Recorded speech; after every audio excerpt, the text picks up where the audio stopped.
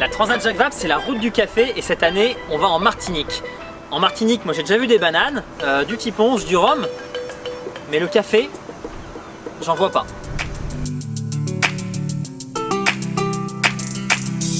Bon alors l'histoire, elle commence en Éthiopie avec un berger.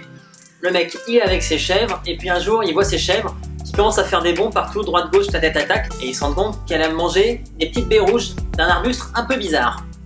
C'est la découverte du café. Donc on sait qu'entre le 12e et le 15e siècle, il y a du café au Yémen et dans tout le Proche-Orient. On sait même que les Mecs ouvrent le premier café à la Mecque au 16e siècle.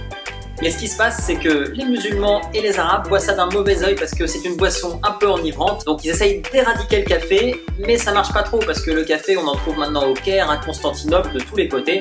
Et en 1656, le grand vizir dit « Ok, c'est bon, vous pouvez boire du café les mecs ». À la Mecque.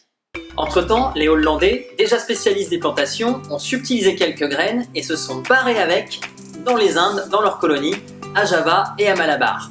Ils font pousser du café et en ramènent dans le jardin botanique d'Amsterdam.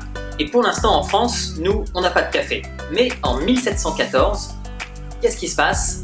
Les Français négocient avec Amsterdam et ils récupèrent un petit plant, des petites graines de café, ils prennent le Thalys, ils débarquent à Paris et ils montrent ça à Louis XIV.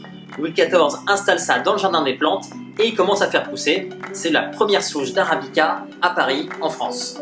Et c'est là que l'histoire devient marrante. En 1687, un jeune Normand dénommé Gabriel de Clieux naît à Dieppe. Il adore la mer, il rentre dans la marine royale en 1702 à l'âge de 15 ans. En 1710, il devient capitaine d'infanterie et part à la Martinique. Et à l'époque, en Martinique, on fait pousser du cacao. Mais une suite d'événements malheureux, cyclones, éruption du volcan et maladies vont faire que tous les cacaoyers vont disparaître. Et donc, en 1720, qu'est-ce qui se passe? Notre ami Gabriel de Clieux revient en France et il a une petite idée, il a envie de ramener du café en Martinique. Vous vous souvenez, depuis 6 ans, notre petit plant de café est en train de pousser au jardin des plantes. Entre-temps, Louis XIV est mort, mais notre ami Gabriel de Clieux arrive à négocier avec le médecin du roi Louis XV et à prendre un plan pour l'emmener aux Antilles.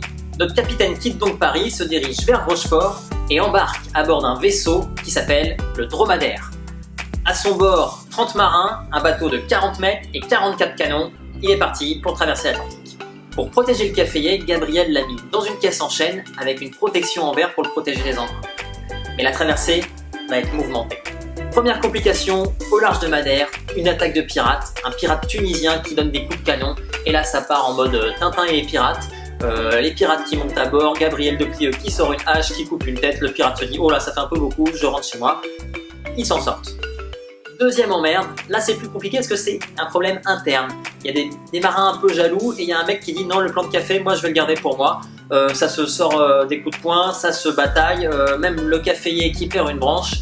Mais Gabriel de Clieux s'en sort encore une fois comme il peut et l'arbre est préservé. Troisième emmerde, panne d'alizé, plus de vent au milieu de l'Atlantique. Et là, qu'est-ce qui se passe? Et c'est un petit peu con pour un dromadaire, mais il faut rationner l'eau.